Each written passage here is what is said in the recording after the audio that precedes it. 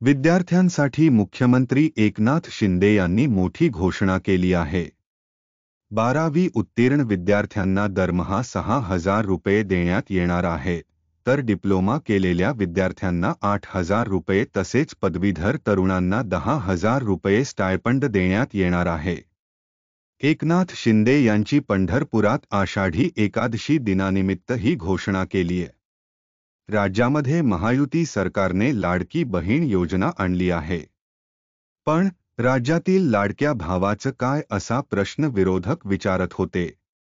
या पार्श्वभूमीवर एकनाथ शिंदे यांनी लाडक्या भावासाठी मोठी घोषणा केली आहे। याचा लाभ मोठ्या प्रमाणात विद्यार्थ्यांना होणार असल्याचं बोललं जात आहे। तसेच यामुळे बेरोजगारीमध्ये घट होईल असा दावा एकनाथ शिंदे यांच्याकडून करण्यात आला आहे। मुख्यमंत्री शिंदे म्हणाले की 12वी पास असणाऱ्याला 6,000, डिप्लोमा झालेल्याला 8,000 तर पदवी केलेल्या तरुणाला 10,000 असं दर महिन्याला मिळणार आहे। वर्षभर अप्रेंटिसशिप करण्यासाठी विद्यार्थ्यांना हे पैसे मिळतील। यानंतर त्याला कामाचा अनुभव मिळेल। या अनुभवाच्या जोरावर त्याला कुठेही नोकरी मिळेल। कुशल कामगार तयार करण्यावर आमच्या सरकारचा भर आहे। आमच्या निर्णयामुळे उद्योग क्षेत्रात कुशल तरुणांची संख्या वाढेल। तरुण कुशल होतील। अप्रेंटिसशिप करण्यासाठी विद्यार्थ्यांना हा स्टायपंड देण्यात येणार आहे। विद्यार्थ्यांना याचा लाभ होईल। महायुती सरकार गरिबांचे आहे।